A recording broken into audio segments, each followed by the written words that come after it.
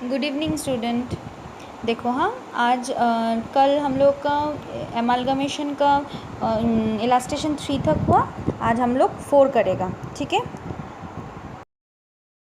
So see the illustration number 4 क्या बोला है। Anand limited take over, Anand limited is take over by the Mohan limited which is having the 50,000 equity share of ₹10 each. मतलब Anand limited का 50,000 share था 10 रुपये करके। कौन टेक ओवर किया है? मोहन लिमिटेड ने टेक ओवर किया है। तो मोहन लिमिटेड अगर टेक ओवर कर रहा है तो मोहन लिमिटेड आनंद लिमिटेड को पैसा देगा। तो पैसा देने का ये रहा मूड। नंबर 1 कैश पेमेंट करेगा और इशू ऑफ शेयर्स करेगा, ठीक है।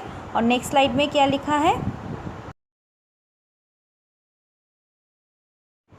नेक्स्ट स्लाइड में क्या लिखा है कि discharge of 12% debentures of Anand limited at 10% premium by issuing the 13% debenture in Mohan limited at par और 90,000 क्रेडिटर को पेमेंट करेगा of Anand limited through the NEFT, ठीक है। कौन पेमेंट करेगा? मोहन लिमिटेड। तो इन दिस केस देखो यहाँ पर सोल्यूशन में देखो, हम लोग यहाँ पर discharge of the 2 lakh debenture जो दे रहा है तो डिवेंचर को पेमेंट करने का उन लोग नहीं बोला और क्रेडिटर को जो पेमेंट किया है वो भी नहीं बोलेगा, क्योंकि यहाँ पर क्या बोल रहा है कि मोहन लिमिटेड आनंद लिमिटेड को कितना पैसा प्रोवाइड करेगा। तो मोहन लिमिटेड आनंद लिमिटेड को पहला स्लाइड में दिखाया ना, नंबर 1 में क्या लिखा था? NEFT करके देगा पैसा, कितना करके? 4.50 रुपीज़ पर शेयर देगा, ठीक है। तो 4.50 रुपीज़ पर शेयर अगर दे रहा है तो कितना सारा शेयर था उसका? 50,000 शेयर्स था। तो 50,000 इंटू 4.50 कितना हो गया? 2,25,000, ठीक है। और लास्ट 2 नंबर में क्या लिखा हुआ था कि उसको 3 शेयर मिलेगा फॉर एवरी 5 शेयर हेल्ड। मतलब 5 के बदले 3 मिलेगा, 5 शेयर हेल्ड, ठीक है। अगर उसका 5 शेयर है तो उसको 3 मिलेगा। तो मैंने क्या समझाया था तुम लोगों को कि हेल्ड क्या होगा? नीचे होगा। 5 शेयर हेल्ड मतलब 5 नीचे डिवाइडेड बाय 5 ऊपर में क्या होगा? 3, ठीक है। जो कितना सारा गेट कर रहा है 3, तो कितना सारा शेयर है उसका already existing 50,000 shares divided by क्या होगा? 5। हेल्ड कितना है? 5 और गेट कितना होगा? इंटू 3, ठीक है। तो 50,000 डिवाइडेड बाय 5 इंटू 3 इंटू कितना करके पैसा देगा? 10 रुपीज़ करके पैसा देगा, ठीक है। तो टोटल कितना हो गया? 3 लाख रुपीज़, ठीक है। तो देखो लास्ट और एक बार शेयर्स वाला मैं और एक बार समझा देती हूँ कि 50,000 उसका शेयर है, ठीक है। तो 50,000 तुम लोग एक बार नोट कर लो, पेपर में लिख लो तो याद हो जाएगा। तो 50,000 डिवाइडेड बाई 5 इंटू 3। तो 50,000 डिवाइडेड बाई 5 इंटू 3 मतलब क्या? 5 के बदले 3 देगा। कितना सारा शेयर के बदले? 50,000 शेयर के बदले, ओके।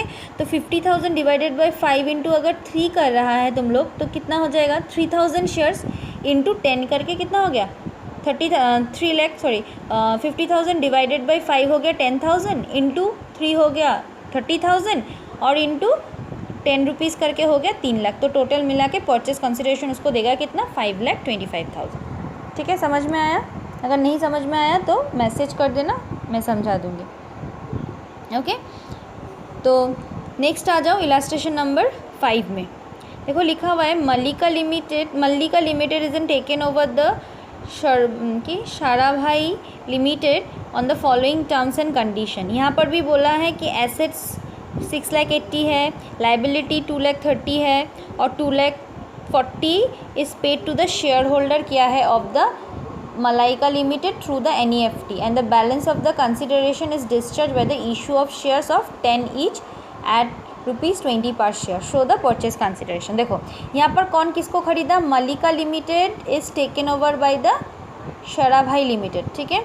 शराभाई लिमिटेड ने मल्लिका लिमिटेड को खरीद लिया है। तो मैंने तुम लोग को पहला स्लाइड में समझाया था कि बहुत सारा मैथड्स है for calculating the purchase consideration, ठीक है।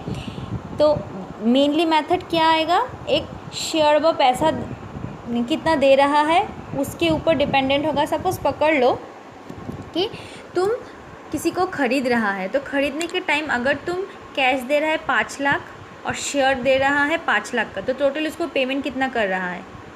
10 लाख।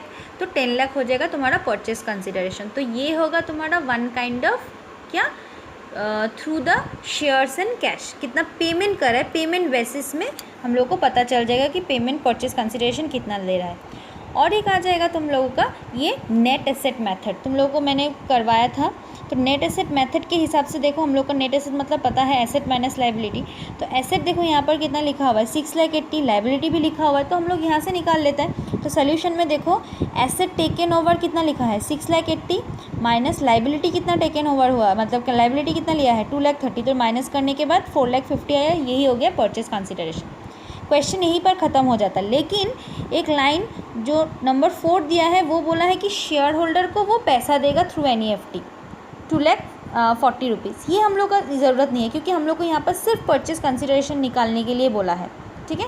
लेकिन लास्ट नंबर 4 देखो, the balance of the consideration is discharge by the issue of shares of ₹10 at ₹20 per share. मतलब जितना वो परचेज कंसिडरेशन पेमेंट करेगा ना, द बैलेंस ऑफ कंसिडरेशन बोला है यहाँ पर, तो कंसिडरेशन कितना पेमेंट कर रहा है 4,50,000, ठीक है ना।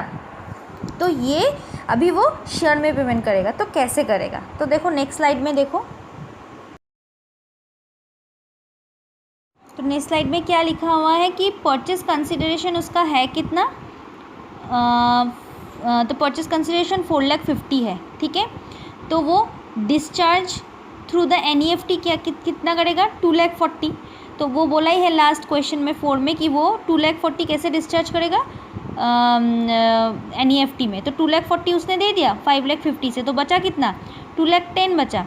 तो वो 2,10,000 वो कैसे पेमेंट करेगा, वाया इशूइंग ऑफ शेयर्स। तो शेयर का प्राइस कितना था 10 रुपये, लेकिन वो इशू कितना में करेगा 20 रुपीज़ में।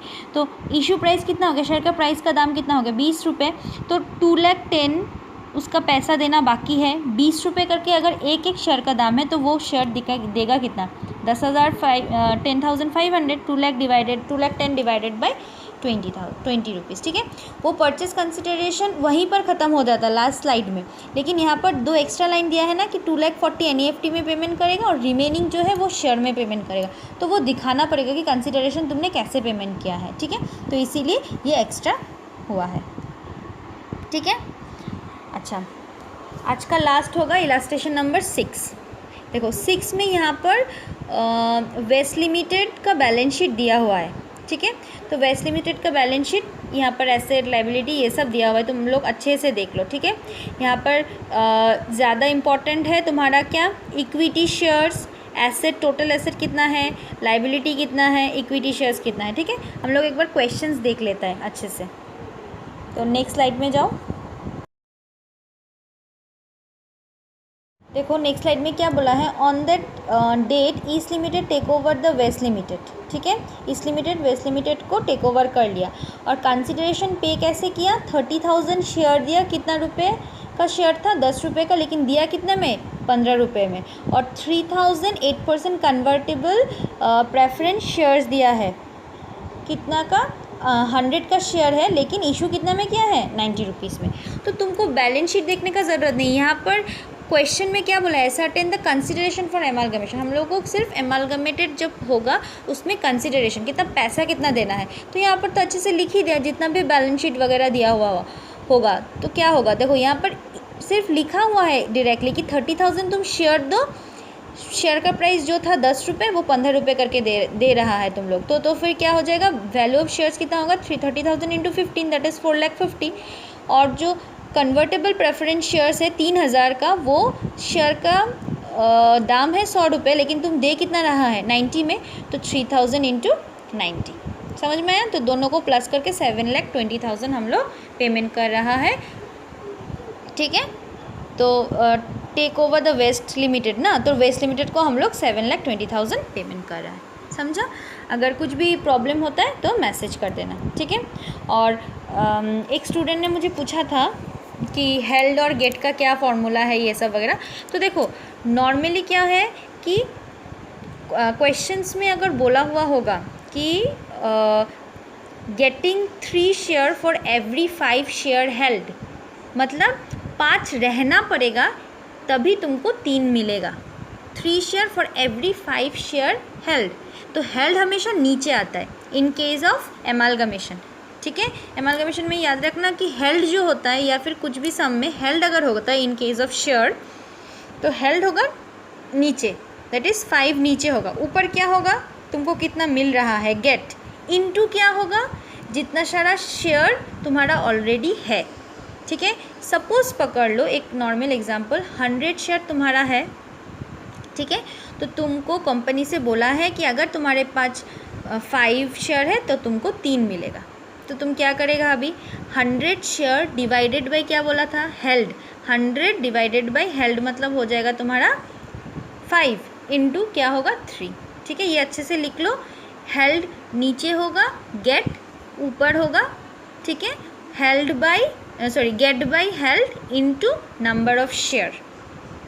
ठीक है, नंबर ऑफ शेयर जितना तुम्हारा है उसके साथ इंटू हो जाएगा। ठीक है, तुम लोग एक बार पेपर में लिख लेना। ओके चलो।